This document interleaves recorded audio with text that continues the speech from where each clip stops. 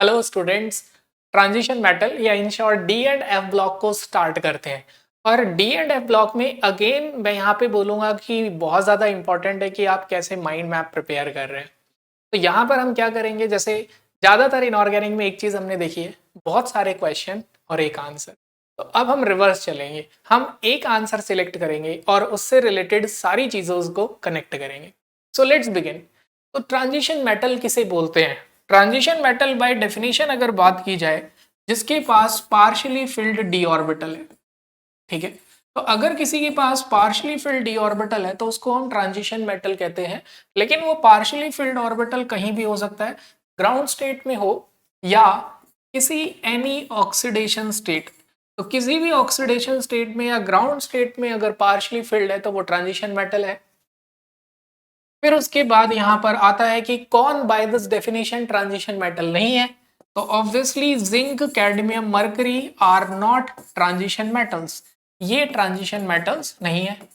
Now कुछ ऐसे element भी हैं जिनका डी ऑर्बिटल फुल्ली फिल्ड है, स्टिल उन्हें ट्रांजिशन मेटल कहा जाता है, जैसे कॉपर, सिल्वर एंड गोल्ड। इनको ट्रांजिशन मेटल क्यों कहा जाता है? Because they have D9 configuration या partially filled D subshell in their oxidation state. तो ये अपनी ऑक्सीडेशन स्टेट में ये वैल्यूज शो करते हैं। इसके बाद इनकी जनरल कॉन्फ़िगरेशन। तो आपको पता है कि जनरल इलेक्ट्रॉनिक कॉन्फ़िगरेशन में इलेक्ट्रॉन अगर आउटर मोस्ट शेल 4th है तो इनर है 3D, आउटर मोस्ट 5 है तो इनर है 4D, अगर आउटर मोस्ट 6 है तो इनर है 5D, आउटर मोस्ट 7 है तो इनर है 6D। यहां से समझ आया, अगर आउटर मोस्ट शेल n है तो इनर है n-1। सेम वे अगर ये s है तो ये क्या है? d। यहां इलेक्ट्रॉन s में वेरी कर रहा है 1 से 2 तक और d में वेरी कर रहा है 1 to 10। तो this is the general electronic configuration. तो यहां तक हम ट्रांजिशन मेटल के बारे में सारी बातें पढ़ते हैं और फिर उसके बाद जो ट्रांजिशन मेटल की सीरीज है उन सीरीज को देखते हैं। तो मेनली जो एनसीईआरटी ने डिस्कशन किया है वो 3D सीरीज का किया है। तो 3D सीरीज से रिलेटेड सारी इंफॉर्मेशन या मोस्ट कुछ इंपॉर्टेंट इंफॉर्मेशन को यहाँ पे हम कनेक्ट करते हैं। जैसे अगर हम बात करें सबसे पहले ऑक्सीडेशन स्टेट की, तो ऑब्वियसली एनसीईआरटी ने जो ऑक्सीडेशन स्टेट मेंशन की है वो सभी हमें लर्न होने चाहिए। तो लेट से हम स्टार्ट करते हैं स्कैंडियम से, उसके बाद titanium, vanadium, chromium, manganese, iron, cobalt, then nickel, copper, zinc. नीचे लिख लेते हैं निकल, कॉपर, जिंक। अब जरा सोचते हैं कि इनकी कॉन्फ़िगरेशन क्या है। तो मैं बोलता हूं अगर आपको एटॉमिक नंबर याद है 21 से 30 तो आपको इनकी जनरल कॉन्फ़िगरेशन भी याद है। जैसे अगर हमने लिखा है यहां पर 21 तो it's configuration is 4s2 3d1, क्योंकि आपको पता है पहले फिल होता है 4s, बाद में फिल होता है 3d। अगर इसका एटॉमिक नंबर 22 है तो what is it's configuration? It's configuration is 4s2 3d2 and so on. अब यहां पर हम क्या करते हैं, एक्सेप्शंस को देख लेते हैं। जैसे क्रोमियम, क्रोमियम की कॉन्फ़िगरेशन है 3d5 4s1। Now manganese, iron, cobalt, निकल, कॉपर, जिंक। एक और एक्सेप्शनल कॉन्फ़िगरेशन आता है कॉपर 3d10 4s1। बाकी सेम चलते रहेंगे। तो यू कैन से 3d3 अगर हम लिखें यहाँ पर तो यू कैन से दिस इज योर 3d3, बाहर 4s2 है। मैग्नीज 3d5 ऑब्वियस है कि बाहर 4s2 है। आयरन 3d6, कोबाल्ट 3d7, निकल 3d8, copper 3d10 4s1 exceptional and zinc 3d10 4s2। सभी के पास s सबशेल है, आउटर मोस्ट शेल s। तो ऑब्वियसली इलेक्ट्रॉन जाएगा तो सबसे पहले 4s से जाएगा। तो मोस्ट कॉमन ऑक्सीडेशन स्टेट +2। यहां से हमारे पास समझ आया कि अगर हमसे पूछा जाए कि ट्रांजिशन मेटल का मोस्ट कॉमन ऑक्सीडेशन स्टेट क्या है तो आंसर क्या आया हमारा? +2। अब एक्सेप्शन है, केमिस्ट्री एक्सेप्शन ना हो, एक्सेप्ट स्कैंडियम। स्कैंडियम को छोड़ के सभी +2 शो करते हैं। स्कैंडियम शो करता है +3। देन सभी elements variable oxidation state show करेंगे, लेकिन क्रोमियम की मोस्ट डोमिनेंट ऑक्सीडेशन स्टेट होती है +3। It shows +1 rarely. मैं ये बात क्यों पॉइंट आउट कर रहा हूं आपको कि क्यों +1 रेयरली शो कर रहा है, बिकॉज एनसीईआरटी का एक क्वेश्चन है। एनसीईआरटी बोलती है आप ऐसे एलिमेंट का नाम बताइए विच शोज +1 ऑक्सीडेशन स्टेट, तो वो आंसर क्रोमियम नहीं देते, आंसर वो क्या देते हैं, सिर्फ कॉपर। बिकॉज कॉपर मेजॉरिटी में +1 ऑक्सीडेशन स्टेट शो करता है। लेकिन फिर एनसीईआरटी क्वेश्चन पूछती है which is the stable oxidation state of copper, तो हम यहां पर आंसर देते हैं +2 is stable oxidation state of copper. अब जैसे ही बात आती है तुरंत बच्चों के दिमाग में डाउट आता है, वाई, ऐसा हो क्यों रहा है। तो देखते हैं ऐसा क्यों हो रहा है। ये बहुत ही इंपॉर्टेंट बात है कॉपर से रिलेटेड, जिसे आपको इग्नोर भी नहीं करना चाहिए। तो देखें जरा, तो लेट्स सी कॉपर। कॉपर की कॉन्फ़िगरेशन है 3d10 4s1, लेकिन कॉपर के साथ बड़ी इंटरेस्टिंग चीज है क्या, जैसे ही कॉपर +2 में आता है इसकी कॉन्फ़िगरेशन 3d9 हो जाती है। मतलब देखा जाए तो ये अनस्टेबल हो गया, because fully filled D subshell stable है, लेकिन फिर भी ये +2 बना रहा है। वाई? क्योंकि जैसे ही कॉपर +2 आता है तुरंत इसका साइज क्या हो जाता है, वेरी स्मॉल साइज, और बहुत ज्यादा छोटे साइज की वजह से क्या करता है, ये बहुत सारे वाटर मॉलिक्यूल को अट्रैक्ट, और जब ये बहुत सारे वाटर मॉलिक्यूल को अट्रैक्ट करता है तो it's very high hydration energy dominate high second ionisation energy. तो यहां पर हमने बोला कॉपर +2 इज स्टेबल। वाई? तो copper +2 is stable because because of what, तो you can say because of very high hydration energy. इस हाई हाइड्रेशन एनर्जी से हुआ क्या, it dominates high second ionisation energy. Okay, तो यहां से हमें समझ आया कॉपर शोज +2। फिर क्वेश्चन आता है कॉपर जनरली +2 शो कर कहां रहा है, तो copper shows generally +2 in aqueous solution. Again, why copper is showing +2 in aqueous solution? So what is your reason here? Because of very high hydration energy. तो copper से related information हमने study कर ली है। तो कॉपर 3d10 4s1, और copper के बारे में हाई हाइड्रेशन एनर्जी से रिलेटेड एक और चीज, मेटल्स का स्टैंडर्ड रिडक्शन पोटेंशियल नेगेटिव होता है लेकिन कॉपर का पॉजिटिव। तो कॉपर का अगर स्टैंडर्ड रिडक्शन पोटेंशियल देखा जाए तो 0.34 वोल्ट होता है। क्यों? although metal has very high tendency to lose electron, लेकिन कॉपर का स्टैंडर्ड रिडक्शन पोटेंशियल पॉजिटिव है। What is the reason for that? और अगेन आपको इसके लिए कोई नया आंसर याद नहीं करना, answer is due to very high hydration energy. तुरंत, यानी कि यहाँ पे आपको एक बात समझ आई, जब सारे मेटल्स कंबाइन होते हैं तो जो मेटल्स के बीच के फोर्सेस होते हैं या फोर्सेस ऑफ अट्रैक्शन होता है उसे मेटालिक बॉन्डिंग कहा जाता है। एंड जैसे मैंने एस ब्लॉक में आपको बोला था, मेटालिक बॉन्डिंग साइज पे डिपेंड करती है। क्यों? क्योंकि in a group of S block outermost shell के इलेक्ट्रॉन्स सेम होते हैं, लेकिन यहाँ डी ब्लॉक में मैं आपको क्या बोलूंगा, metallic bonding depends. Metallic bonding किस पे डिपेंड करेगी? It depends on number of unpaired electrons. Now I am saying so because पूरे 3D सीरीज में अनपेयर्ड इलेक्ट्रॉन्स वेरी करते जा रहे हैं। जितने ज्यादा अनपेयर्ड इलेक्ट्रॉन्स उतनी स्ट्रॉन्ग मेटालिक बॉन्डिंग। तो आई थिंक मैं बिल्कुल गलत नहीं हूं अगर प्रोपोर्शनैलिटी का साइन हटा दूं, लगा दूं, एरो का साइन हटा के प्रोपोर्शनैलिटी का साइन लगा दूं, तो जितने ज्यादा अनपेयर्ड इलेक्ट्रॉन्स उतना स्ट्रॉन्ग मेटालिक बॉन्डिंग। तो अब आपसे क्वेश्चन है मेरा, स्ट्रॉन्ग सबसे स्ट्रॉन्गेस्ट मेटालिक बॉन्डिंग किसमें होगी? तो ऑब्वियसली आप सोचोगे जिसके पास maximum number of unpaired electron है उसी की स्ट्रॉन्गेस्ट मेटालिक बॉन्डिंग होनी चाहिए। तो बिल्कुल सही। तो maximum number of unpaired electrons किसके पास हैं 3D सीरीज में? तो 3D सीरीज में maximum number of unpaired electrons chromium के पास हैं due to exceptional configuration 3d5 4s1। तो according to this it has strongest force of attraction. अब जैसे ही ये स्ट्रॉन्गेस्ट फोर्स ऑफ अट्रैक्शन की बात आई और मैं आपसे पूछूं which has highest enthalpy of atomization, तो आपका आंसर क्या होगा? Chromium. Why? Because it has maximum number of unpaired electron. लेकिन अब आप सरप्राइज हो जाओगे बिकॉज आपने जो कंसेप्चुअली सोचा, क्योंकि केमिस्ट्री एक्सेप्शन है, तो यहां पर आपका आंसर है हाईएस्ट एंथैल्पी ऑफ एटमाइजेशन है, हाईएस्ट एंथैल्पी ऑफ एटमाइजेशन है वेनेडियम का। Vanadium has highest enthalpy of atomization. तो अगेन यहां पर अनपेयर्ड इलेक्ट्रॉन के साथ साथ इफेक्टिव न्यूक्लियर चार्ज का रोल भी बहुत ही इंपॉर्टेंट हो जाता है। ठीक है, तो बिल्कुल आपको ये बात तो समझनी है कि chromium 3d5 4s1 it is hardest substance, strong forces of attraction, लेकिन एंथैल्पी ऑफ एटमाइजेशन मैक्सिमम है वेनेडियम का। जैसे ही मैक्सिमम एंथैल्पी ऑफ एटमाइजेशन की बात होती है तो क्यों ना मिनिमम की बात की जाए। तो मिनिमम तो उसमें होगी जिसमें अनपेयर्ड इलेक्ट्रॉन होंगे ही नहीं। तो मिनिमम अनपेयर्ड इलेक्ट्रॉन किसमें नहीं है? जिंक में 3d10 4s2। तो इसका मतलब मिनिमम एंथैल्पी ऑफ एटमाइजेशन क्या जिंक की होगी या इधर भी कोई एक्सेप्शन होगा? लेकिन आपके लिए अच्छी खबर है, इसमें कोई एक्सेप्शन नहीं है। अकॉर्डिंग टू द क्वेश्चन आपका आंसर है lowest enthalpy of atomization zinc.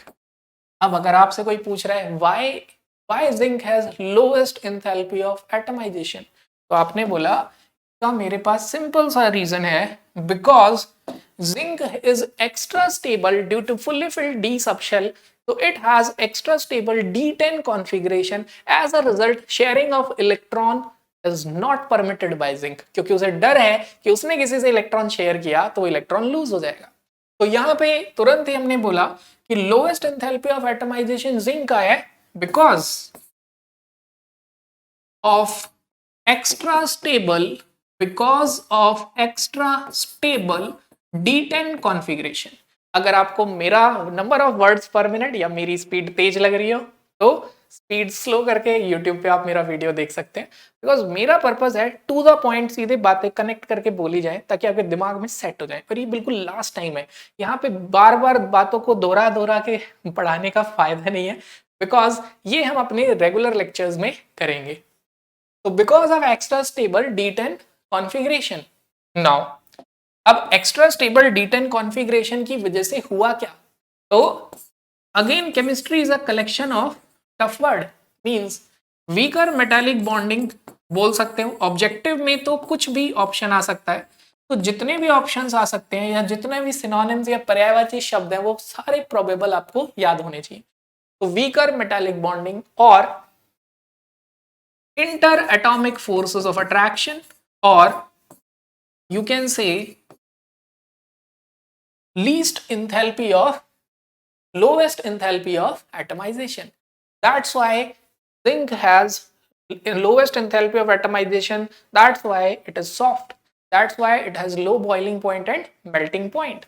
तो देखिए, अगर मैं आपसे यहां बोलूं तो आपने एक रीजन याद किया, वीकर मेटालिक बॉन्डिंग और inter atomic forces of attraction, जैसे ही एक रीजन याद किया इससे बहुत सारे रिजल्ट्स जुड़ गए। और वो रिजल्ट्स क्या हैं? You can say these results are, ये रिजल्ट्स हैं कि जिंक इज सॉफ्ट। दूसरा रिजल्ट क्या है? कि zinc has low melting point. तीसरा रिजल्ट क्या है? Zinc has low boiling point. Then next अगला रिजल्ट क्या है? Zinc has lowest enthalpy of atomization. 4 question 1 answer, and 1 answer has 3 synonyms. I think you got my point. Then लेकिन भूलना नहीं है कॉपर को। Copper +2 unpaired electron 1, high hydration energy, that's why has positive standard reduction potential. तो question है why copper has positive or highest standard reduction potential? Again, question का answer high hydration energy. Why copper shows +2 in aqueous solution? Answer high hydration energy. Why copper has stable +2 oxidation state? Answer high hydration energy. Means you have to learn just one answer and 3 questions are connected to it. Now चलते हैं। अब देखो इसके बाद यहां पर transition metals, then ये element थे, इनकी ऑक्सीडेशन स्टेट लिखा। अब यहां पर और क्या चीजें हमसे पूछी जाती हैं? तो देखो जो सबसे बड़ी बात है ट्रांजिशन मेटल्स में, वो सबसे बड़ी बात है कि इन सभी के पास अनपेयर्ड इलेक्ट्रॉन है। और दूसरी बात इनके पास इनर डी सबशेल है, जो केमिकल बॉन्डिंग पीरियोडिक प्रॉपर्टी से हम पढ़ते आ रहे हैं, they have very poor shielding effect.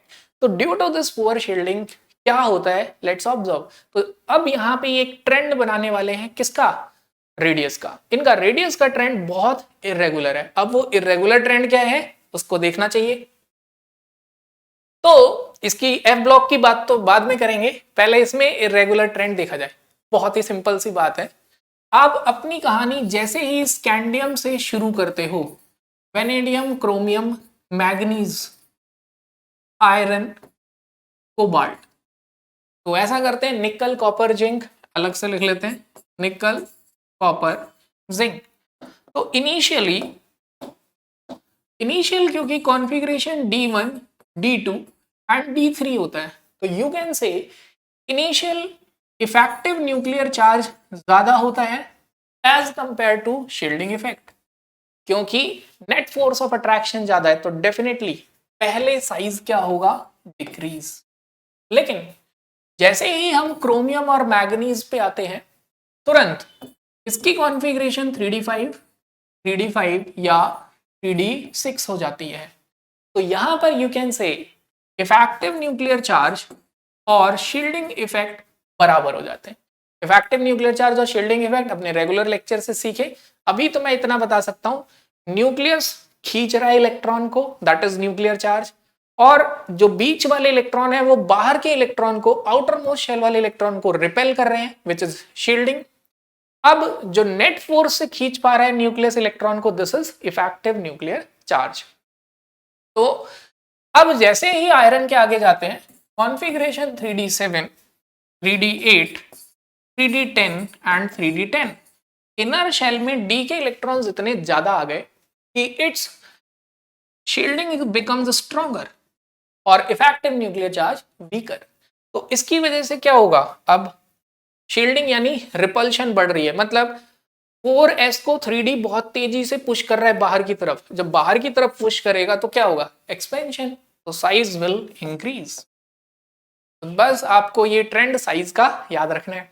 Size का ट्रेंड और आयनाइजेशन एनर्जी का ट्रेंड ऑलमोस्ट सिमिलर है, बस अगर कहीं एक्सेप्शन है तो वो because of exceptional electronic configuration. जैसे जिंक का +2 स्टेबल है because it has extra stable fully filled D10। Scandium +3 show कर रहा है because it becomes extra stable noble gas configuration. तो अगर कहीं इलेक्ट्रॉनिक कॉन्फ़िगरेशन में भी एक्सेप्शन है, लाइक क्रोमियम एंड कॉपर, तो again to gain extra stability. तो जितनी बातें हमने सुनी उनको फटाफट क्या कर लिया जाए, सम अप। तो सम अप कर लेते हैं फटाफट। So first you can say copper and chromium shows +1 oxidation state और एक्सेप्शनल इलेक्ट्रॉनिक कॉन्फ़िगरेशन। तो देखिए वैसे तो एक्सेप्शनल इलेक्ट्रॉनिक कॉन्फ़िगरेशन आपको लर्न ही करनी पड़ेगी, कॉपर और क्रोमियम जनरली याद होता है, और क्योंकि कॉपर के सारे नीचे वाले क्या होंगे, एक्सेप्शन, तो you can say copper, silver, gold. ठीक है, तो this is also called as coinage metal. ये कॉइनेज मेटल भी है, copper, silver, gold, as well as ये हमारे एक्सेप्शनल इलेक्ट्रॉनिक कॉन्फ़िगरेशन वाले मेटल भी हैं। उसके बाद यहाँ पे हम कह सकते हैं 41 से 47 यानी प्लैटिनम को भी इंक्लूड कर लो, मींस 4D ट्रांजिशन सीरीज में मैक्सिमम एक्सेप्शनल इलेक्ट्रॉनिक कॉन्फ़िगरेशन है। देन एक एक्सेप्शन के साथ साथ कुछ और भी याद रखना चाहिए, जैसे टंगस्टन। टंगस्टन क्रोमियम के नीचे आता है, but tungsten has no exceptional electronic configuration, तो ऐसी चीजें भी लर्न करनी है। देन अब मैं उसके बाद आपसे बोलता हूं कि आपने आयनाइजेशन एनर्जी का ट्रेंड देखना है कि कौन इलेक्ट्रॉन पहले लूज करेगा और कौन इलेक्ट्रॉन पहले लूज नहीं करेगा। तो क्या आप खुद नहीं बता सकते मुझे कि अगर मैं आपसे बोलूं Zn2+ एंड कॉपर 2+, किसकी थर्ड आयनाइजेशन एनर्जी हाई होगी? दो इलेक्ट्रॉन दोनों लूज कर चुके हैं, अब तीसरा इलेक्ट्रॉन कौन पहले लूज करे? तो पहले इसकी +2 में क्या देखें, इलेक्ट्रॉनिक कॉन्फ़िगरेशन। तो जिंक है 3D10 और ये है 3D9। 3D10 zinc is already very stable, क्या ये अपनी स्टेबिलिटी लूज करना चाहेगा? नेवर। तो इसलिए जिंक की थर्ड आयनाइजेशन एनर्जी हाई होगी। इसी तरीके से मैं कहूंगा एक और एग्जांपल देखो, लेट्स से आयरन और मैग्नीज को कंपेयर करते हैं। आयरन की कॉन्फ़िगरेशन क्या है, तो यू कैन से आयरन की कॉन्फ़िगरेशन है 3d6 4s2 atomic number 26। Manganese manganese की कॉन्फ़िगरेशन है 3d5 4s2। अब ये 2 इलेक्ट्रॉन लूज करेगा, तो जैसे ये 2 इलेक्ट्रॉन लूज करता है तो Fe2+ में इसकी कॉन्फ़िगरेशन हो जाएगी 3d6 एंड Mn2+ में इसकी कॉन्फ़िगरेशन हो जाएगी 3d5। नाउ टेल मी, मुझे बताइए थर्ड आयनाइजेशन एनर्जी किसकी हाई होगी, which has high third ionization energy. Definitely third ionization energy manganese 2+ की हाई होगी या मैंगनीज की होगी। क्यों, ऐसा क्यों होगा, because manganese is already very stable and iron अगर एक इलेक्ट्रॉन लूज कर दे तो इट बिकम्स मोर स्टेबल। तो यू कैन से Fe2+ can easily converted into Fe3+, मतलब आयरन का +2 easily +3 में कन्वर्ट हो जाता है बिकॉज वो 3d5 हो जाएगा। बट मैंगनीज का 3d5 3d4 में कन्वर्ट नहीं होगा बिकॉज वो ऑलरेडी स्टेबल है, अगर उसने इलेक्ट्रॉन लूज किया तो वो अनस्टेबल हो जाएगा। In this way you can compare many ionization energies trend. But again मैं आपसे बात बोलूंगा कि कभी भी आयनाइजेशन एनर्जी को तो रिलेट कर लेना इस चीज से, बट अगर स्टैंडर्ड रिडक्शन पोटेंशियल पूछा जाए तो आप कभी भी उसे आयनाइजेशन एनर्जी के बेसिस पे नहीं डिसाइड करेंगे। I am repeating again, it's a very important point. You can relate ionization energy with electronic configuration, but you cannot relate standard reduction potential with their electronic configuration। तुरंत आपको doubt आएगा sir but कई जगह हमने answers पढ़े हैं, तो I agree, because आप सभी को पता है स्टैंडर्ड रिडक्शन पोटेंशियल कितने फैक्टर्स पे डिपेंड करता है। तो obviously in case of metal it depends on sublimation energy, ionization energy and hydration energy. Then you have a very important question from NCERT जिसे मैं स्टेटमेंट की फॉर्म में लिख देता हूं, and that statement of NCERT is that transition metal और 3D series do not follow regular trend. जो 3D series है वो रेगुलर ट्रेंड फॉलो नहीं करते, किसका, स्टैंडर्ड रिडक्शन पोटेंशियल का। So what is your answer here? Why they are not following any regular trend of standard reduction potential? Because standard reduction potential depends on 3 factors: sublimation, ionization, hydration, and all these 3 factors do not follow any regular trend। और ये सारे के सारे 3 factors regular trend follow नहीं करते। So what is the reason of this statement? इस statement का reason क्या है? Because neither of them, all sublimation energy, hydration energy and ionization energy do not follow regular trend या is not regular। ठीक है, इस वजह से, बिकॉज आपको पता है साइज में वेरिएशन है, आयनाइजेशन एनर्जी में वेरिएशन है। तो आपको एक बात समझ आ गई, अगर किसी एसआरपी को डिपेंड या कनेक्ट किया है किससे, इलेक्ट्रॉनिक कॉन्फ़िगरेशन से, तो वो डोमिनेंट रीजन होगा, बट इन सम केसेस ऐसा नहीं है। ओके, तो यहां पर हमने ऑक्सीडेशन स्टेट से रिलेटेड चीजों को कनेक्ट कर लिया और उससे रिलेटेड सारी इंपॉर्टेंट इंफॉर्मेशन को भी जोड़ लिया। जैसे out of KMnO4 and K2Cr2O7 which is strongest oxidizing agent, तो आंसर इज KMnO4। तो ये एक इंपॉर्टेंट फैक्ट है एनसीईआरटी का जो आपको याद रखना है। तो let's create a bubble, it's an Intex question. तो ये आपको याद रखना है कि KMnO4 is a stronger reducing agent, oxidizing agent than what? They are stronger oxidizing agent than K2Cr2O7। Now, अब हम चलते हैं एक बहुत ही important characteristic of D block element पे, और मुझे लगता है वो इंपॉर्टेंट कैरेक्टरिस्टिक कोई स्टूडेंट, एनी स्टूडेंट कैन जज इट, कोई भी स्टूडेंट उसको जज करके बता सकता है।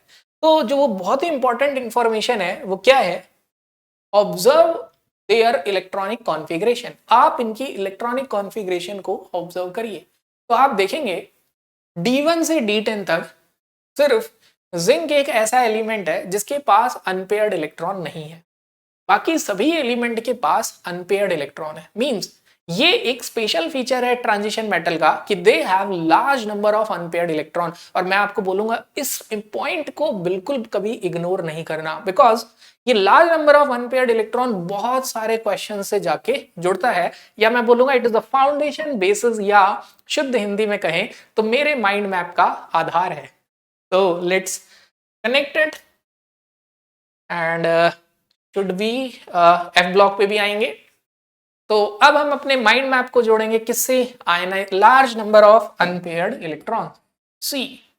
तो हमने लिखा large number of unpaired electrons. अब अगर मैं आपसे बोलूं ना कि टेक 2 मिनट्स एंड आप खुद सोच के बताइए कि अनपेयर्ड इलेक्ट्रॉन से कौन कौन सी प्रॉपर्टी रिलेटेड है, तो मेरे बिना बोले 3-4 माइंड मैप तो आप ही बना दोगे।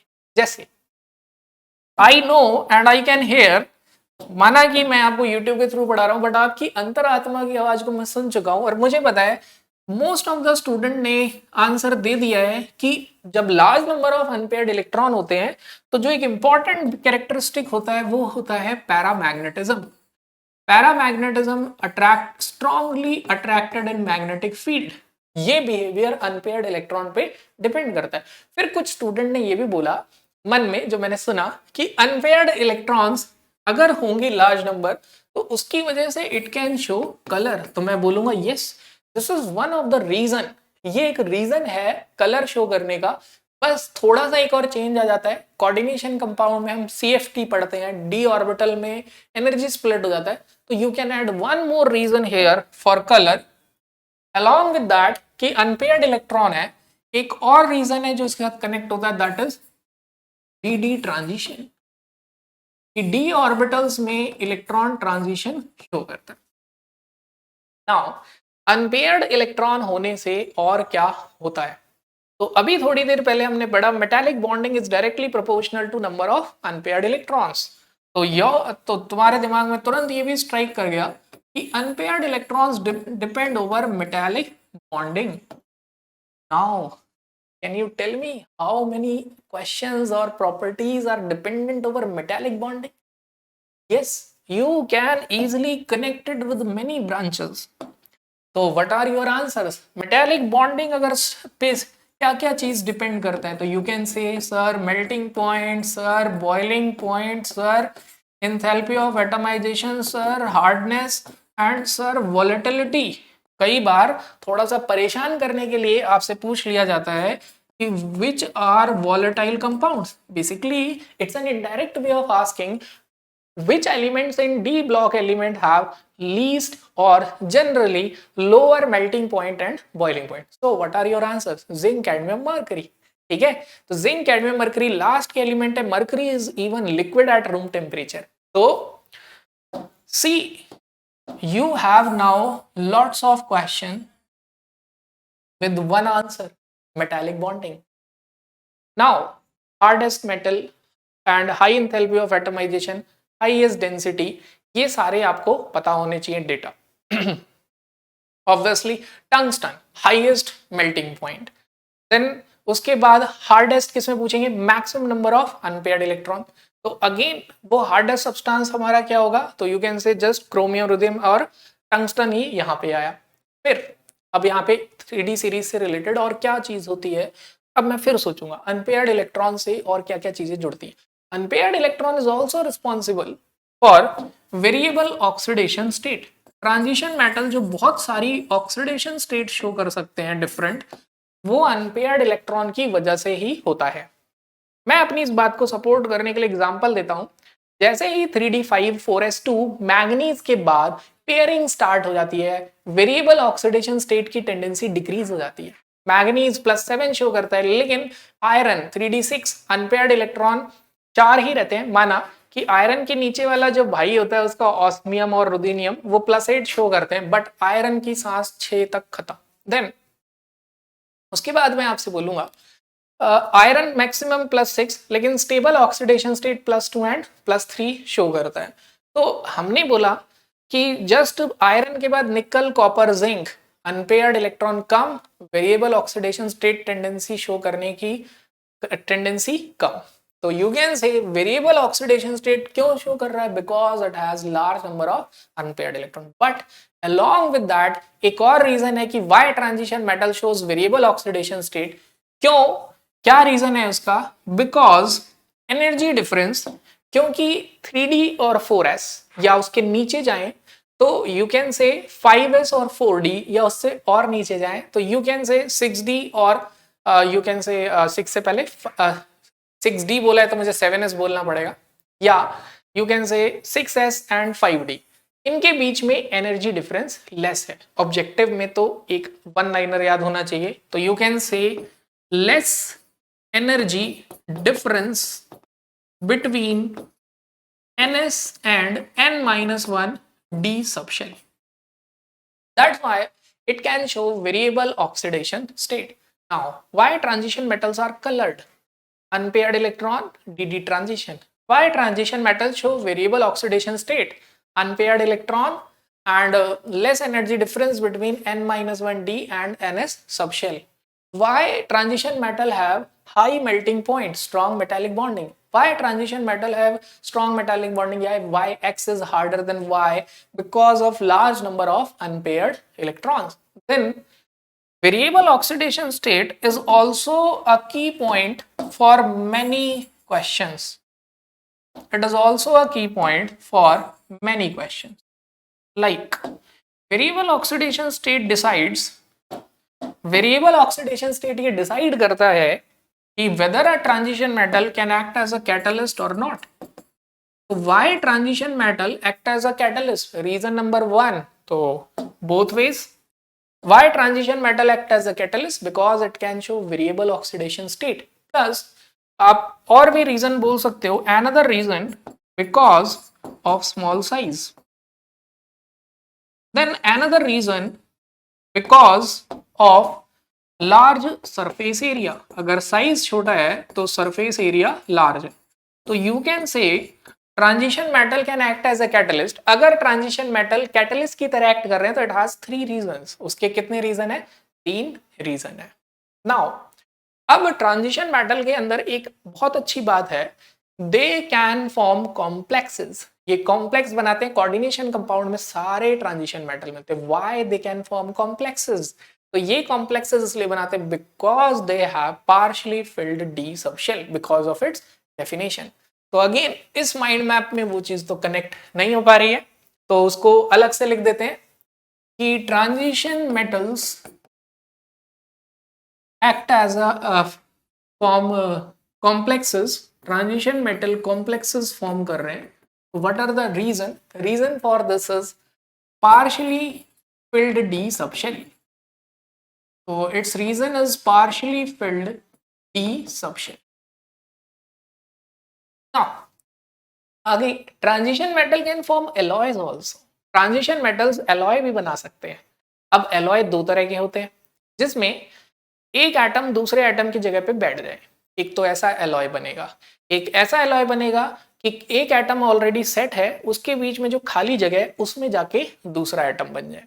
ठीक है, तो what I can say here, मैं यहाँ पे बोल रहा हूँ एलॉय 2 तरह के हैं. ठीक है, तो जो 2 तरह के एलॉय हैं, जिसमें एक तो ये तरीका है, यू कैन से अगर ये एलिमेंट्स हैं तो कोई दूसरे मेटल का एलॉय आए और इस एलिमेंट को कहे जाओ यहाँ से. ठीक है, और इसको उसने यहाँ से भगा दिया और खुद यहाँ पे आ गया.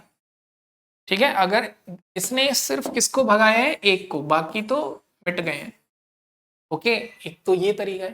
दूसरा तरीका क्या है कि लेट से कि एक एलॉय में मेटल का ये साइट है और दूसरा मेटल इतना छोटा है कि वो उस खाली जगह पे आ जाता है.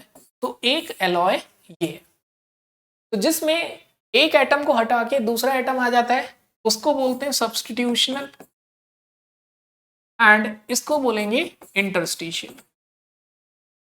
अब अगर मैं बात करूं, देखिए आप बोल रहे हो कि sir also discuss NCERT questions.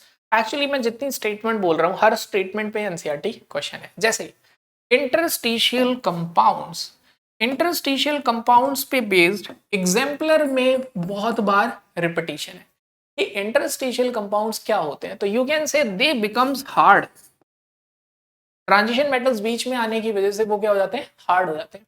There melting point and boiling point increases and their reactivity decreases, their reactivity decreases. तो दीज आर द स्टेटमेंट्स, ये वो स्टेटमेंट्स हैं जो एनसीईआरटी एग्जाम्पलर में बार बार यूज हुई है, ठीक है, और ये आपको मेमोराइज करना है। नाउ तो ट्रांजिशन मेटल्स इंटरस्टिशियल के ऊपर ज्यादा पूछा गया, तो यहां पर हमने ट्रांजिशन मेटल से रिलेटेड सारे क्वेश्चंस किए। मैग्नेटिक मोमेंट का बस आपको आई गेस फॉर्मूला ही पता होना चाहिए, which is equal to square root of n into n plus 2 Bohr magneton, where n is number of unpaired electron। ध्यान रहे n number of unpaired electrons हैं, ठीक है। Let's choose other colour, unpaired electron, इस बात को हमेशा ध्यान देना, okay.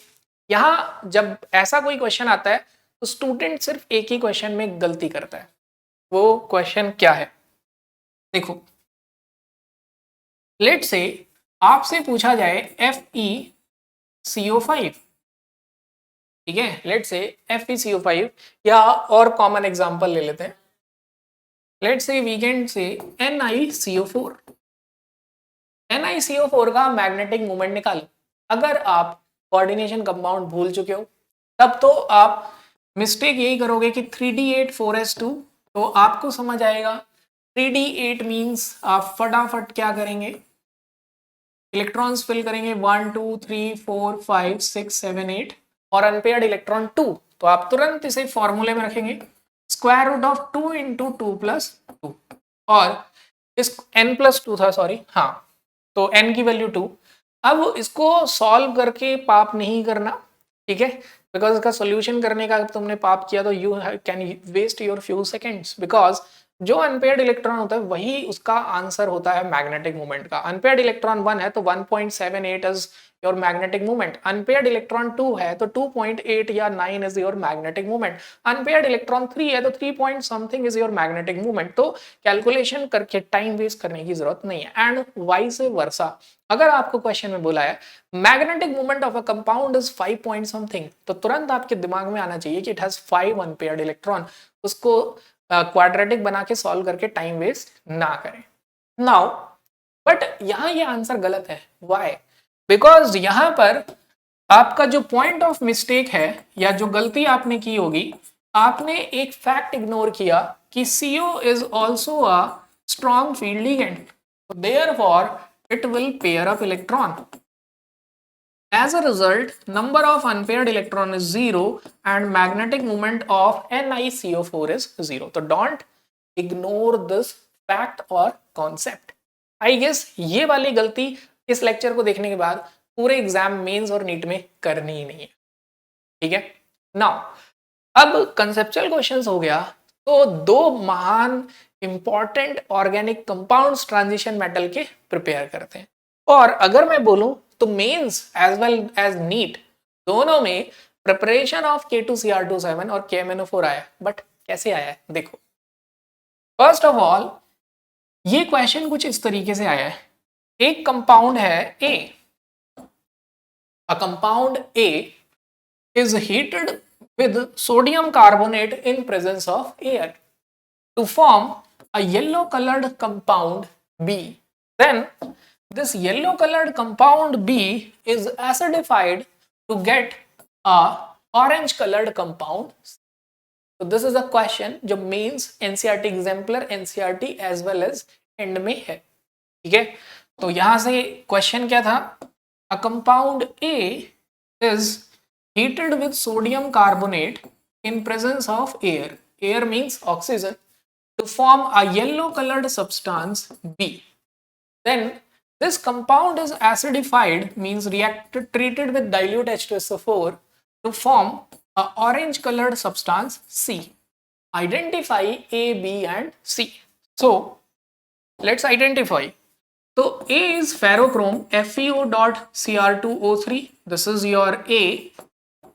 When we treat it with sodium carbonate, यहां मैं आपको एक आइडिया देना चाह रहा हूं, अगर आपको बैलेंस इक्वेशन भी याद नहीं है, थोड़ा बहुत भी इनऑर्गेनिक प्रैक्टिस किया है, तो ऑब्जेक्टिव में क्वेश्चन बहुत आसान हो जाता है, बिकॉज आपको बस ये पता होना चाहिए कि जो क्रोमेट होता है CrO4 2 negative, it is yellow coloured. फिर आपको ये भी पता होना चाहिए कि अगर इसको एसिडिफाई कर दें तो अगेन अगर कंप्लीट इक्वेशन भी याद नहीं है तो काम चल जाएगा, because sodium dichromate is orange coloured. But remember this is not preparation of potassium dichromate. K2Cr27 की प्रिपरेशन हमने अभी तक फिनिश नहीं की, बिकॉज तो क्वेश्चन आता है बच्चे के दिमाग में, सर Na2Cr27 से ही काम चला लेते, वैसे ही केमिस्ट्री में इतना ज्ञान है, थोड़ा सा कम हो जाता, हमें भी राहत मिलती।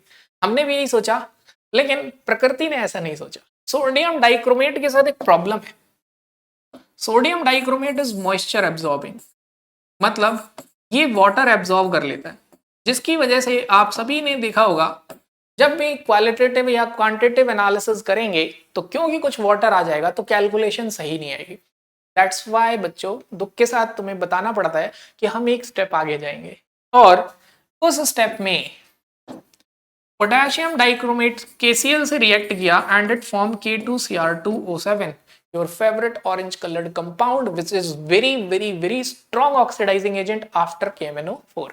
KMnO4 सबसे ज्यादा स्ट्रॉन्ग है और फिर आता है K2Cr2O7। Now K2Cr2O7 is a very strong oxidizing agent. यहां पर एक क्वेश्चन बनता है, एक क्या बहुत सारे क्वेश्चन बनते हैं। अभी रिसेंटली मैं मेंस में अगर आपसे बोलूं, अगर जो बच्चे मेंस दे रहे हैं या कल देंगे तो उनके लिए तो मैं बोलूंगा इनऑर्गेनिक प्रिपेयर करने का एक ही तरीका है कि सिंपली सारे 19, 20, 21 के प्रीवियस क्वेश्चन करके चले जाओ। तो देखो यहां पर आपको याद होना चाहिए कि जो डाइक्रोमेट आयन है Cr2O7 2 नेगेटिव, वो एसिडिक मीडियम में बनाता है Cr3+। Remember this fact, learn करना है। फिर आपको ये भी याद रखना है कि सोडियम डाइक्रोमेट हो या KMnO4 हो, KMnO4 मतलब MnO4 नेगेटिव, MnO4 नेगेटिव की reaction acid base as well as neutral medium में है। Now what does acid, acid का मतलब हुआ H+, base means OH negative, neutral का मतलब होता है slightly acid basic medium, slightly basic medium is called as neutral. Now अब आपको ये भी याद रखना है कि MnO4 negative changes to Mn2+ in acidic medium, यानी कि n फैक्टर यानी इलेक्ट्रॉन का जो डिफरेंस है वो 5, and in basic medium it changes into MnO4 2 negative, यानी कि ऑक्सीडेशन स्टेट में जो फर्क है वो 1 का है। MnO4 minus is +7 and here it is +6। Neutral medium में it forms MnO2, n factor is 3, मतलब यहाँ +4 है यहाँ +7 है तो difference is 3, and this difference can be learn by a trick ban 153। तो ये बैन 153 थोड़ा लिख गलत दिया जिसकी वजह से ट्रिक को एक्सप्लेन नहीं कर पाएंगे। Basic acidic neutral 153। अब यहां पर हम आपसे एक बात बोलते हैं, K2Cr2O7 से रिलेटेड NCERT जो क्वेश्चंस है उनका डिस्कशन किया जाए। तो this is very very important कि अगर आप K2Cr2O7 को या Cr2O7 2 नेगेटिव को वाटर में डाल देते हो तो इट अटेन इक्विलिब्रियम, ये इक्विलिब्रियम अटेन कर लेता है with CrO4 2 negative with the release of 2H+. So these reaction are in continuous equilibrium with each other. अब यहां पर आपको एक बात समझनी है, this is dichromate whose color is orange and this is chromate whose color is yellow. अगर medium acidic है तो equilibrium will shift towards orange यानी डाइक्रोमेट, और अगर मीडियम बेसिक है तो इक्विलिब्रियम किस तरफ शिफ्ट होगा। तो देखिए कैसे सोचना है, ली चैटलियर प्रिंसिपल थोड़ी देर सोच लेते हैं। बेसिक मींस OH नेगेटिव, वो H+ के साथ कंबाइन होगा, H+ कंज्यूम होगा, इक्विलिब्रियम विल शिफ्ट फॉरवर्ड। इसे याद रखने की टेक्निक क्या है, ABCD। ओके, तो just learn ABCD। Now ABCD का क्या मतलब है, एसिडिक मीडियम में इक्विलिब्रियम जाएगा D फॉर डाइक्रोमेट की तरफ, एंड बेसिक मीडियम में इक्विलिब्रियम जाएगा C फॉर क्रोमेट की तरफ।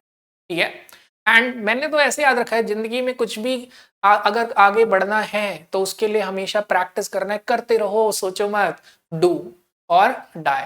तो डी और डू, डाइक्रोमेट ऑरेंज कलर, बड़ा सिली सा निमोनिक तरीका है but you have to remember in any वे।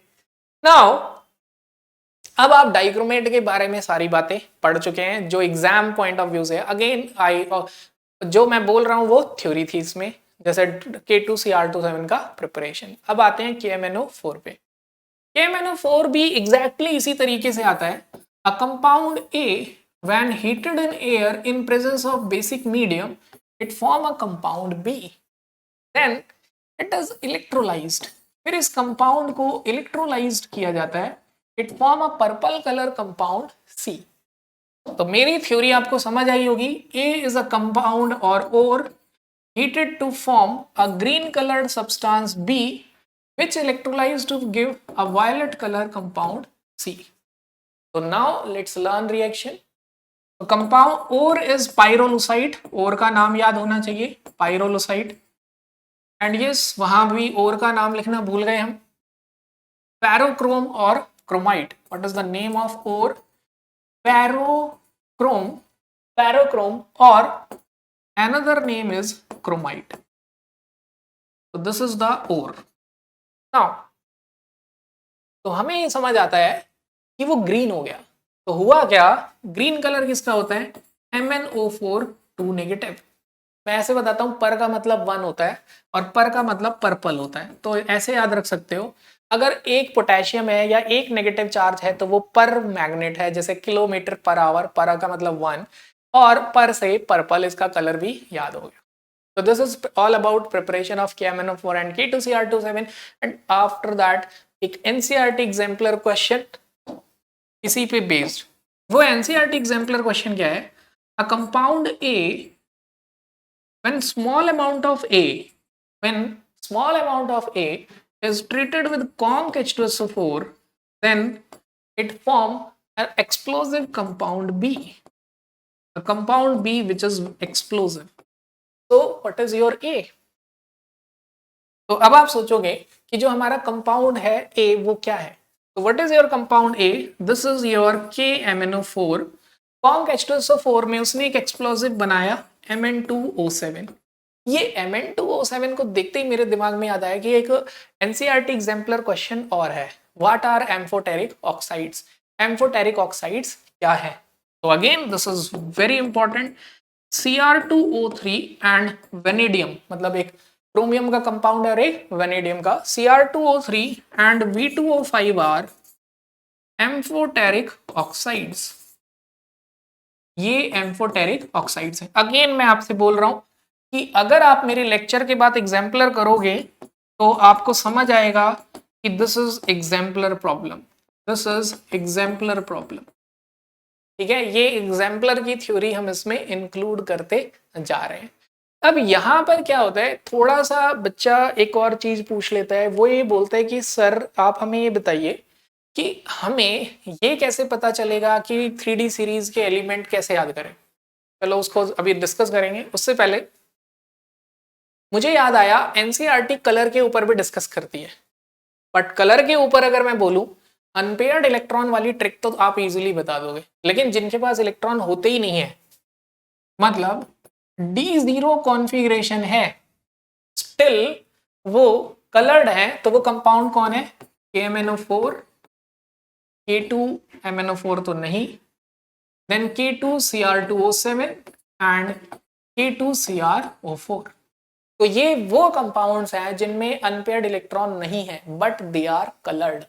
सो ये जेईई मेंस का बड़ा इंपॉर्टेंट क्वेश्चन है कि why it is purple as it has D0 configuration and why it is orange and why it is yellow. तो इन सब का एक ही आंसर है, बिकॉज ऑफ चार्ज। अब कई बार बच्चा है चार्ज सुन के घबरा जाता है, ये कौन से प्लेनेट का एलियन कॉन्सेप्ट। चार्ज इज पर्यायवाची शब्द ऑफ इलेक्ट्रॉन, इलेक्ट्रॉन्स को ही तो चार्ज बोलते हैं। तो charge transfer from ligand to metal, this is very important point। Coordination compound अगर आपने थोड़ा भी सीखा है तो आपको ये समझ आ जाता है कि लिगेंड से मेटल की तरफ अगर बैक डोनेशन होगा तो वो इलेक्ट्रॉन्स आ गए and as a result it becomes coloured. Now यहां पर डी ब्लॉक के हमने सारे क्वेश्चंस कवर किए एंड केमिकल रिएक्शंस भी कवर की। अब बस एक चीज आपको याद रखनी है कि जब ये KMnO4 है या K2Cr2O7 है, बोथ दोनों जब एसिडिक मीडियम में होंगे, जब दोनों एसिडिक मीडियम में होंगे तो ध्यान रखना एसिडिक मीडियम में रिएक्शंस आर सेम जो एनसीईआरटी में गिवन है। ये बच्चे गलत कर रहे हैं, अभी भी मेरे से स्टूडेंट बोल रहे हैं सर हम इस तरीके के क्वेश्चन अटेम्प्ट नहीं कर पा रहे। तो बस ये याद रखो दे कन्वर्ट, ठीक है ध्यान से सुनना, they convert I negative into I2, they convert S2O3 2 negative comma SO3 2 negative into SO4 2 negative. They convert sulfide ion into sulfur. Then they convert NO2 ions into NO3 ions. Then they again convert oxalate ion into carbon dioxide. ये oxalate into CO2 लिखते ही फिर मेरे दिमाग में एक NCERT exemplar का question आया and that's a very good question, बहुत ही अच्छा क्वेश्चन है एनसीईआरटी एग्जाम्पलर का।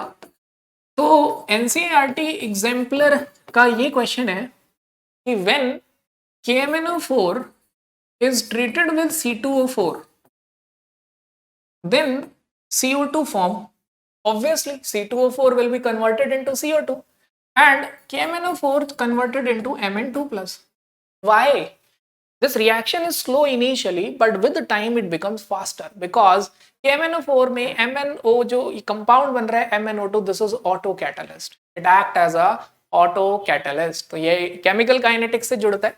तो you can say, और मुझे जहां तक याद आता है कि मीडियम उन्होंने मेंशन नहीं किया हुआ है, तो you can say because of formation of MnO2 auto catalyst. अगर आप चाहते हो कि अभी इस लेक्चर में आपने जो भी देखा है आपके दिमाग में छप जाए तो इसके बाद तुरंत एग्जाम्पलर उठा के एक बार क्वेश्चन आंसर पढ़ लेना। आई एम नॉट सेइंग कि लर्न करना है, पढ़ लेना, पढ़ने से भी याद हो जाएगा। So here we finished our D block related questions, problem and concepts. Now अब हम चलते हैं F block एलिमेंट पे। पहले तो मैं सोचता था कि F block एलिमेंट को याद करने की कोई जरूरत ही नहीं है, ऐसा मैं सोचता था। लेकिन जैसे ही एग्जाम्पलर देखा उसमें क्वेश्चन था इसमें से कौन सा 5F 4F का नहीं है, मींस लेंथेनाइड नहीं है, या इसमें से कौन सा एक्टिनाइड नहीं है। तो मैंने एक ऐसी कोशिश की, ठीक है, ऐसी कुछ लेम सा निमोनिक बनाने की कोशिश की। आपके पास अगर अच्छा निमोनिक हो तो प्लीज कमेंट कर देना यार, और बच्चों की भी हेल्प हो जाएगी, थोड़ा सा बच्चों की भी मदद करो यार थोड़ा, ठीक है। स्ट्रेस चल रहा है एग्जाम के 15 डेज में, सब बच्चा थोड़ा सा परेशान रहते हैं, हर बच्चे को थोड़ी सी टेंशन होती है, उसे थोड़ा सा उसका कॉन्फिडेंस लो होता है। तो एक दूसरे का कॉन्फिडेंस भी बढ़ाते रहो, डराने वाली बातें मत करो, आउट ऑफ द टॉपिक कोई डाउट मत पूछो, कुछ भी मजाक में उल्टा सीधा मत बोलो, ठीक है। और सोचो, ऐसा नहीं सोचो कि आप किसी के नंबर कम कर रहे हो तो कंपटीशन कम कर रहे हो, ऐसा कभी भी, मतलब मैं तो एक ही बात मानता हूँ कि खुद जीतने के लिए किसी को हराने की जरूरत नहीं है, खुद को ही कैपेबल बनाते रहो। सो यहाँ पर अब अगेन, यहाँ पर अगर आपसे मैं बोलूँ तो लेंथेनम, अगर बात की जाए लेंथेनम की, तो सबसे पहले तो मैं यही बता दूं ये F ब्लॉक का एलिमेंट नहीं है, ये D ब्लॉक का है, ठीक है। नाउ उसके बाद हमारे पास है CPR NDPM, इसे तो मैंने थोड़ा सा अपने से ही जोड़ा है, अपने नाम से ही थोड़ा बहुत, फिर भी कोशिश करते हैं। तो अब यहाँ पे है ये CPR, तो थोड़ा सा सोच लेता हूँ मैंने क्या बनाया था, हाँ CPR NDPM। तो इसके लिए सेंटेंस है हाँ, तो यू कैन से सीई से तो सीरियम वैसे याद भी रहता है, तो हम ऐसे भी कर सकते हैं कि सर, सीई से बना दिया सर, पीआर से बना दिया प्रशांत, और या फिर नहीं सीई से केमिस्ट्री बना लेते हैं, यस ये सही है, केमिस्ट्री प्रशांत सर या, ठीक है, तो केमिस्ट्री प्रशांत सर, नर्ड, प्रशांत सर नहीं बोलते, प्रशांत नर्ड बोल देते हैं। नर्ड उसे बोलते हैं जो बहुत ही पढ़ाकू होते हैं। सॉल्व प्रॉब्लम, ठीक है। तो सॉल्व का कोई मीनिंग नहीं है यहाँ पे, बस ये सेंटेंस बनाने के लिए है कि chemistry Prashant nerd solve problem. तो ये तो हमारा पहला फेज हो गया ना।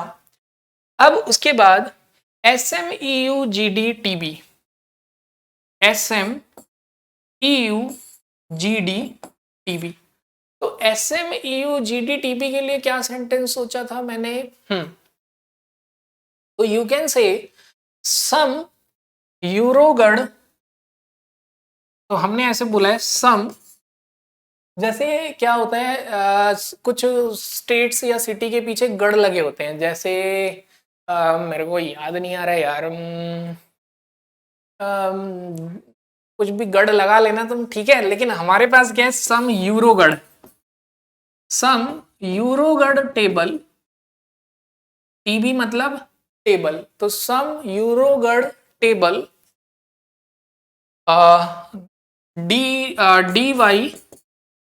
DYHO, ठीक है। तो डाई हो, इसके लिए सेंटेंस क्या है, डाई, देखो डाई वाला नहीं है, डाई हो, डाई हो मतलब कलर हो। तो कुछ जो यूरोगढ़ की टेबल है उसको क्या कर दें हम, डाई कर दें ना। ERTMYBLU, यार तुम याकूब को लूटो, ठीक है। अगला सेंटेंस क्या है, ER अरे, और तुम, सेकेंड, अरे तुम याकूब को लूटो, ठीक है। सेंटेंस क्या है यहाँ पे, अरे, या तुम अरे बोल सकते हो, तुम याकूब को लूटो, ठीक है। तो बस ऐसे ही मतलब 3 सेंटेंस अलग अलग बनाए हैं कि you can say chemistry problem, chemistry Prashant nerd problem, then उसके बाद सम यूरोगढ़ टेबल डाई हो, फिर अरे तुम YB याकूब को लूटो। तो अब आगे और चलते हैं, बड़ा ही अजीब है, तुम्हें लगेगा सेंटेंस खुद ही याद कर लें। अब उसके बाद AC, यहां भी मैं आपसे यही बोलूंगा, this is not F block element, यही कई बार क्वेश्चन पूछ लेते हैं, actinium is not F block element. तो प्रॉब्लम शुरू होती है TH से, THPAUNP। तो इसके लिए सेंटेंस क्या है, थोड़ा protect your new pure arm common bike, ठीक है। तो बड़ा अजीब सा सेंटेंस है, फिर भी लिख देते हैं। तो सेंटेंस क्या है, थोड़ा protect your arm common bike,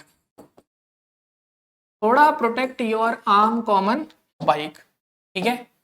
तो अब थोड़ा हो गया TH, प्रोटेक्ट, प्रोटेक्टियम है ये जो कंपाउंड है, तो इसलिए प्रोटेक्टियम से प्रोटेक्ट बना दिया है, योर से यूरेनियम आ गया है, और उसके बाद आर्म मतलब AM, कॉमन बाइक मतलब,